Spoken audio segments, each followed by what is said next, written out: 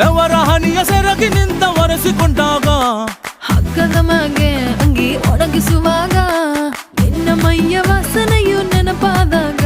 ಎರಡು ಕೈಯ ನೆತ್ತಿ ನೀನು ಜಡಿಸುತ್ತುವಾಗ ದಿಮ್ಮನಪ್ಪಿಕೊಂಡು ನಿದ್ದೆ ಮಾಡುವಾಗ ಸುಸ್ತಾಗೋಗಿ ನೀನು ಆಕಲಿಸುವಾಗ ಬತ್ತವಲ್ಲ ಫೀಲಿಂಗ್ಸು ಬಂದು ಮುಚ್ಚಾಗ್ತಾವೆ ಫೀಲಿಂಗ್ಸು ಬತ್ತವಲ್ಲ